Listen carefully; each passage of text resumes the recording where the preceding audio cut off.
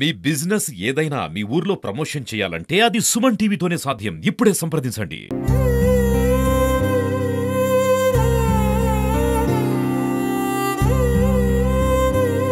ప్రస్తుతం వరంగల్ జిల్లా నల్లబెల్లి మండలంలో ఉన్నాము. గత కొన్ని రోజుల క్రితం ఒక నవవధువు ఎన్నో ఆశలతో పెళ్లి చేసుకొని 3 నెలల ముచ్చటగానే తను తలను చాలించడం జరిగింది. ప్రస్తుతం మనం అదే ఇంట్లో ఉన్నాము. వాళ్ళ తండ్రి గారితో మాట్లాడే ప్రయత్నం చేద్దాము. అమ్మ నమస్తే. నమస్తే. ఏం జరిగింది అసలు? వైష్ణవి తలన్మరణం చెందడానికి గల కారణాలు ఏంటిది? అసలు ఏం జరిగిందమ్మ? మా పాపకి పెళ్లి చేసామండి. వెంకటపురం ఇచ్చాము. శంకర్ వాళ్ళ కొడుక్కి, శంకర శారదర్ వాళ్ళ కొడుక్కి. అయితే అక్కడి నుంచి ఏమైందంటే కొన్ని రోజులు వెంకటపురంలో ఉన్నారు. కానీ అప్పుడు చూస్తే మా పాపను బాగా చూసుకోలేదు అబ్బాయి. వాళ్ళ అత్తమామ చూసుకోలేదు. మా నుంచి వెళ్ళిన తర్వాత ఒక నెల 15 రోజుల తర్వాత మా ఇంటి తీసుకెళ్ళలేదు. మ్యారేజ్ అయినాక తీసుకుపోకుండా తర్వాత మళ్ళా మేమే అందరం కలిసి వాళ్ళ అత్తమామ మేము అమ్మాయిని తీసుకుపోయి పెళ్లి చేసాము కదా, తోలొద్దామని వెళ్ళి పంపించేసి వచ్చాము. వచ్చేసినాక ఆ అబ్బాయి ఏం చేసిండట, ఒక వారం రోజులు మంచిగానే ఉన్నాడంట. ఉన్న తర్వాత వారం తర్వాత మన ఇవి కాండమ్స్ దొరికినాయంట. అవి దాన్ని అంటే అమ్మాయి చూసింది. ఆయన పాత రూమ్ లో ఉన్న సామాన్లన్నీ వచ్చేసి అవి వాటిలలో సదురుతా ఉంటే కాండమ్స్ దొరికినాయట. దొరికితే టాబ్లెట్స్ ఇంజక్షన్లు కింద దొరికినాయట. అవి అట్లనే మనసులో పెట్టుకొని ఉన్నది. ఉన్న తర్వాత తను మళ్ళీ చిత్తూరు పోతానని 3 రోజులు పోయి ఆ 3 రోజుల నుండి బెంగళూరు వెళ్ళిపోయిండంట.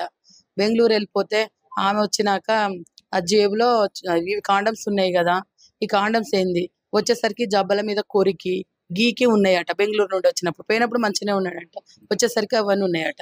స్నానం చేస్తామనేసరికి అవి చూసేసరికి ఇవేందబ్బా ఇవి ఇట్లున్నాయింది అని అంటే ఏం లేదని అన్నాడట. అన్న మొదలామె మన ఈ బట్టలు అన్నాక అట్లా చూస్తే ఊకున్నది. ఇక అప్పుడు తర్వాత ఈ బట్టలు తీసి వాషింగ్ మిషన్ లో వేస్తామనేసరికి అవి లాడ్జింగ్ పోయిన టికెట్, ఈ మన బస్ టికెట్ అవి దొరికినాయంట. దొరికితే వీటిని ఏం చేసిందట, ఇవేందబ్బా ఈ టికెట్ ఏంది, ఈ లాడ్జింగ్ పోయింది, నువ్వు పోయింది ఏంటిది చిత్తూరు, నువ్వు పోయింది ఇప్పుడు మళ్ళీ బెంగళూరు టికెట్స్ ఉన్నాయి, ఎటెళ్ళినావు? ఈ ఐషానే పిల్ల అంటే చిత్తూరుకు వెళ్తా అని చెప్పేసి తను బెంగళూరుకి వెళ్ళాడు.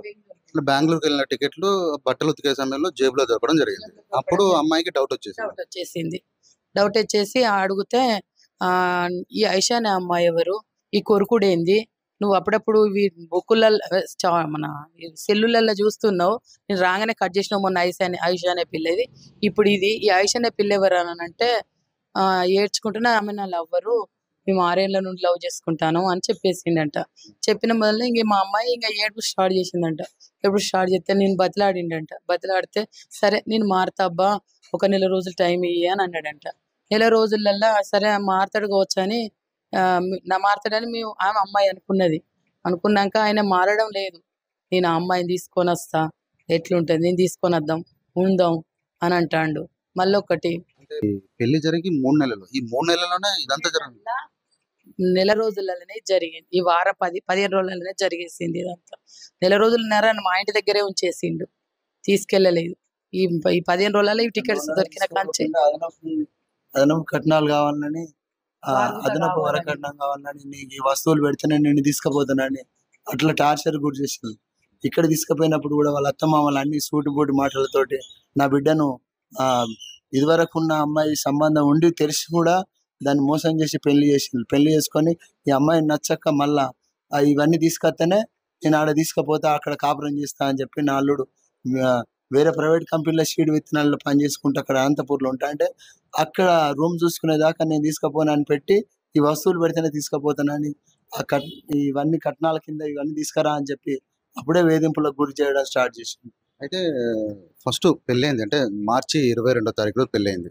పెళ్ళైన తర్వాత ఒక నెల రోజులు అమ్మాయి ఇక్కడనే ఉంది. తర్వాత కొన్ని రోజుల తర్వాత అనంతపురం వెళ్ళి అక్కడ కొత్తగా కాపురం పెట్టినప్పుడు అక్కడ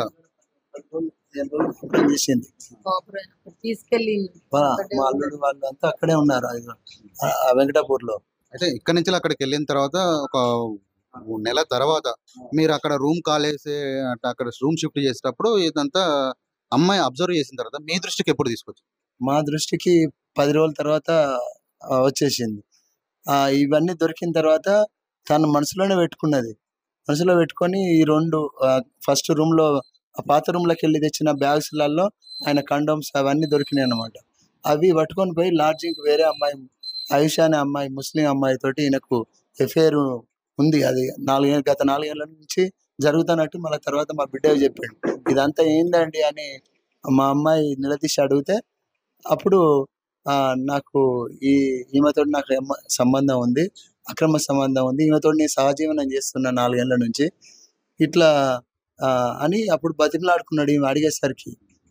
ఇవన్నీ చూసిన తర్వాత మా అమ్మాయి ఇవన్నీ అడిగింది. ఇక ఇవన్నీ ఎక్కడ పోయినావు నువ్వు?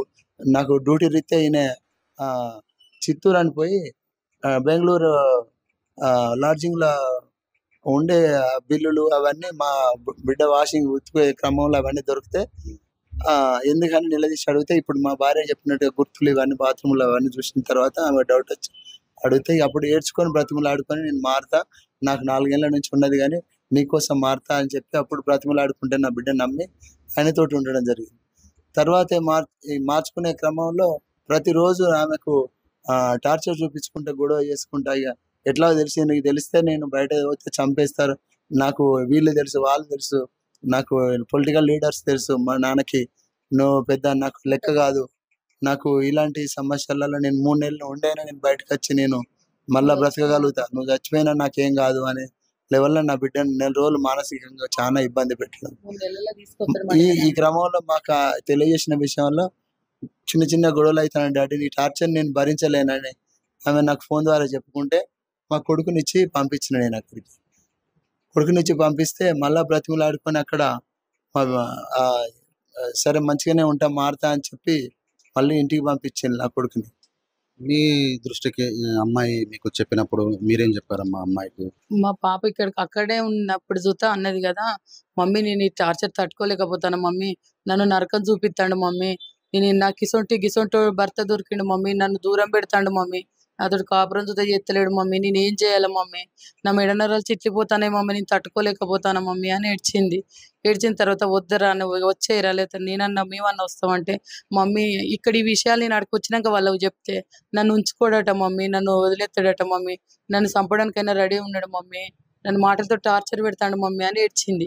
ఏడ్చిన తర్వాత ఇక సరే మమ్మీ నేను 18వ తారీఖు వస్తానా అని చెప్పేసి వచ్చేసింది. వచ్చేసినాక ఆమె ఆ రోజు నైట్ చూత గొడవ అయిందట వాళ్ళక్కడ. మమ్మీ మాకు గొడవ అయింది మమ్మీ నైట్ చూత అని, నేను తినలేదు మమ్మీ అని అంటే నా బిడ్డ తినలేదని నేను ఎదురుపోయినా హన్మకొండకి. ఎదురుపోతే అడిగి పోయినాక ఆమెకు తినబెట్టి తీసుకొని వచ్చేసినాం. మమ్మీ నువ్వు అత్తగారింటికన్నా పోరాదురా అంటే, మమ్మీ నాకు మనసు బాగాలేదు మమ్మీ, నేను అక్కడ టార్చర్ చూసి వచ్చిన, మన ఇంటికి వస్తానన్నా ప్రశాంతంగా ఉంటుంది వచ్చానంటే సరే వద్దురా, ఇక సరే అయితే మన ఇంటికి అయితే మన ఇంటికే రారా అని అన్నాక వచ్చేసింది. వచ్చి ఇంట్లోకి రాగానే అన్నది కదా, మమ్మీ నాకు ఇక్కడ ప్రశాంతంగా అనిపిస్తుంది మమ్మీ, నేను అక్కడ నరకం చూసినా మమ్మీ 4 గోడల మధ్యలో అని ఏడ్చింది.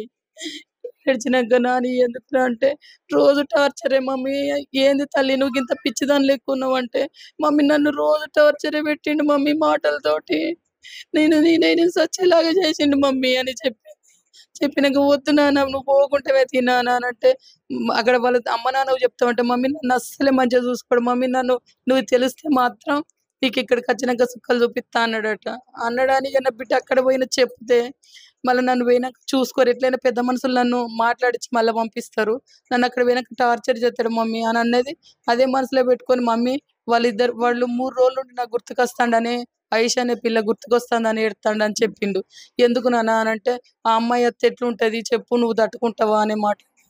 అంటే ఇప్పుడు ఈ అమ్మాయి మీ అమ్మాయితో వైష్ణవి పెళ్లి అయిపోయినాక కూడా ఆ అమ్మాయి ఆయేషా అనే అమ్మాయి కావాలని చెప్పేసి మీ అమ్మాయి మీద టార్చర్ పెట్టిండు. పెడితే ప్రతిరోజు టార్చర్ పెట్టిండు. ఇంటికి వచ్చి నాతోటి చెప్పుకుంటే, నాన్న అట్లాంటి మాట ఆయన అట్లా చెప్తాడు కానీ నువ్వేం చేసుకోవద్దురా అంటే, మమ్మీ నేను వాళ్ళిద్దరి మధ్యలో తప్పుకునేది ఉంటే వాళ్ళు మంచిగా ఉంటారు కావచ్చు నా మమ్మీ, ఆయన బాధ అంతా అదే మమ్మీ, ఆయన ఏడుతాడు మమ్మీ, నేను ఏం చేయాలి మమ్మీ అంటే, నువ్వు అట్లాంటి మాటలు అన్నకురా అని నేను అన్న వల్ల ఏదన్నా ఉంటే మాట్లాడి సాల్వ్ చేసుకుందాం రా అని చెప్పేసిన. లేదు డాడీ వాళ్ళకి బయట తెలుస్తా మాత్రం తెల్లారే నన్ను టార్చర్ చూపిస్తాడు, వాళ్ళకు రాజకీయ నాయకులు ఉన్నారు అని చెప్పిండు మమ్మీ. మేము ఎన్నటికున్నా మేము ఒకటైతాం, రాజకీయ నాయకులు ఉన్నారు, ఎవ్వలేం చెయ్యలేరు, నేను ఒకవేళ నువ్వేమన్నా అయినా చూస్తా నీ 3 నెలలనే బయటకు వస్తా, నన్ను ఎవ్వరు ఏం చేయలేదు, మా డాడీ తెల్లారే పెళ్లి చేస్తాడని అన్నాడట అని ఏడ్చింది, బాగా ఏడ్చింది. నా మమ్మీ నాకు అక్కడ ఉన్న రోజులు మెడనరాలు చిట్లిపోయినట్టు అయినాయి మమ్మీ, నేను ఆగమైపోతా కావచ్చు మమ్మీ, నేను నా జీవితం ఇట్లా ఆగం చేసిండు మమ్మీ అని ఏడ్చింది బాగా. అంటే ఇప్పుడు ఈ వరకట్న వేధింపులు చేస్తున్నారని చెప్పేసి మీరు పోలీసుల దృష్టికి తీసుకెళ్లారండి? అవునండి, తీసుకెళ్ళాను. నా బిడ్డని ఇక్కడ గ్రాండ్గా పెళ్లి చేసుకున్నా సార్. నేను గారాభంగా దాచుకున్నా నా బిడ్డని, నా కుమార్తె, నా బిడ్డని గారాభంగా చదువుకొని గ్రాండ్గా పెళ్లి చేసి కానుకగా ఆమెకు ఎకరం పొలం, ₹1,00,00,000 విలువ చేసి ఎకరం పొలాన్ని, బంగారాన్ని, 25 తులాల బంగారాన్ని, మంచి విలువ గల వస్తువులతోటి అన్నిటిని ఆమెకు కానుకగా ఇచ్చి నేను పెళ్లి చేసుకున్నా సార్. నేను ఈ వేధింపులు మళ్ళీ అన్ని ఇంకా వస్తువులు పెట్టాలని, ఇవి కావాలి అవి కావాలని నా బిడ్డని టార్చర్ చేస్తూ అక్కడ వేరే అమ్మాయితో అక్రమ సంబంధం పెట్టుకొని నా బిడ్డని హింసించుకొని, కారు కావాలి నాకు, ఇది కావాలా నాకు, అన్ని ఏసీ కావాలి, ఫ్రిడ్జ్ కావాలని అన్ని వేధింపులకు గురి చేసుకుంటా, నువ్వు ఇది లేకపోతే నేను ఆ అమ్మాయిని పెళ్లి చేసుకొని నువ్వు చచ్చినా నాకు సంబంధం లేదు, నువ్వు అవసరం లేదు నాకు అని ఆమెను బాగా మానసికంగా బాగా ఇబ్బంది పెట్టి గురి చేసింది సార్. అంటే ఈ అక్రమ సంబంధం ఉంది, ఇది కాకపోను అదనంగా వరకట్న వేధింపులు కూడా చేస్తున్నారు. చేసిండు కారు కావాలని, నాకు 6 లక్షలు పెట్టి కారు కావాలి అని అట్లా చూస్తా అన్నాడట. మమ్మీకి ఇట్లా కావాలంటే ఇప్పుడు ఎక్కడ ఉండేది నాని కారు ఎక్కడ 6 లక్షలు అని చూస్తా అన్న నేను. మీరు మంచిగా బతుకుతే మేము అన్ని పెడతాం నాన్న అని చూస్తే చెప్పేసిన ఇంటికి వచ్చినాక చూస్తా మంచిగా కళ్ళు తీసుకొచ్చినాం, మటన్ తీసుకొచ్చినాం, తిన్నది. అమ్మ నాకు కడుపు నిండింది అమ్మ, నాకు మటన్ అడగాలన్న చూస్తా భయం వేసింది అమ్మ, ఆయన ఏది అడిగినా చక్కగా ఏలేదమ్మా అని అన్నది. అంటే తను ఆ రోజు బలన్మరణం చెందిన రోజు ఏం జరిగిందమ్మా? ఆ రోజా పడుకునేటప్పుడే అన్ని చర్చించింది. మమ్మీ నన్ను ఇట్లా టార్చర్ పెడతాండు, మా చిన్నోని చూద్దా చెప్పిండంట, మమ్మీ నన్ను టార్చర్ పెడతాండు, బావ మారేటట్టు లేరురా, నేనేం చేయాలరా అని చూద్దా చెప్పింది. అది మేము నలుగురం ఇక్కడనే పడుకున్నాక పాప మధ్యలో నుంచి లేచి ఈ రూమ్లకు 1 దాకా మేము మాట్లాడుకుంటూనే ఉన్నాం, అబ్బాయి గురించే మాట్లాడుకుంటుంది. ఆ తర్వాత వచ్చేసి ఈ బెడ్రూమ్ లో ఎప్పుడు వచ్చి ఉరి పెట్టుకున్నదో తెలియదు, ఈ ఫ్యాన్ కు పెట్టేసుకున్నది, ఈ పక్క మీద దీని మీద ఉండి పెట్టుకున్నట్టున్నది, ఇటు ఊగులడబడింది ఇక్కడ. నా బిడ్డ నువ్వు ఈ ఫ్యాన్ కు వేసుకున్నావా తల్లే, ఓ తల్లే నువ్వు ఇంత చెప్తావా తల్లే, తల్లి మమ్మల్ని ఇంత మోసం చేసి తల్లి వాడు మోసం చేసినందుకు తల్లి నువ్వే వేసుకున్నావు తల్లి వాడికి ఇంత మోసం చేసిన తల్లి ఆ దుర్గదాన్ని ఉంచుకొని తల్లి. ఇదే రూమ్ లో నైట్ 2 నుంచి 3 గంటల ప్రాంతంలో బలన్మరణం చెందింది. ఈ పైన ఉన్నటువంటి ఫ్యాన్ కి చున్నీ వేసుకొని బలన్మరణం చెందింది. అదే అమ్మాయి బలన్మరణం చెందిన తర్వాత మీరు ఎప్పుడు చూసారు? నైట్ 4 ప్రాంతంలో సార్. మా భార్య మూత్రానికని లేచినప్పుడు ఆమెతోటే నైట్ హాల్లో అందరం పడుకున్నాం సార్.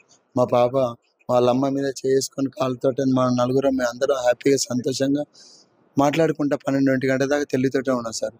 12:30-1 గంట ప్రాంతం దాకా మంచిగా మేము అందరం తెలివితోటే ఉన్నాం. ఆమె తర్వాత ఎప్పుడు లేచిపోయిందో మేము చూడలేదు.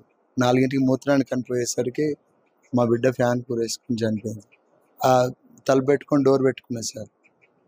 ఆ విషయం మా భార్య బిడ్డ లేదండి రూమ్ తలుపు పెట్టింది అని అంటే టక పోయి ఒత్తేసి తలుపు గట్టిగా నెట్టేసుకొని చూసేసరికి నా బిడ్డ ఫ్యాన్ వేసుకొని చనిపోయింది సార్. నా బిడ్డను ఘోరంగా మానసికంగా వాడు హింసించి చంపింది సార్. ఆ బాధ తట్టుకోలేక, నా టార్చర్ భరించలేక చాలా ఇబ్బందులు పడినానికి యాతన చెందింది సార్. ఆ బాధతోటి 4ంటికి ఫోన్ అట్లా పడగానే వెంటనే అంబులెన్స్ అది తీసి ముడి రాకపోతే కత్తితోటి తీసి కట్ చేసి బెడ్ మీద పడుకోబెట్టినాం సార్. తర్వాత అంబులెన్స్కి ఫోన్ చేసి అలా తీసుకొని పోయి నర్సంపేటలో డాక్టర్ వాళ్ళ దగ్గర హాస్పిటల్ పోయిన తర్వాత వాళ్ళు అక్కడ చనిపోయిందని చెప్పారు సార్. వైష్ణవి బలన్మరణం చెందిందో ఆ అమ్మాయికి వాళ్ళ భర్తకి అక్రమ సంబంధమే కాకుండా వరకట్న వేధింపులతో మానసికంగా వేధించేది తన భర్త వేధించేవాడని చెప్పేసి వాళ్ళ తల్లిదండ్రులు చెప్తున్నారు.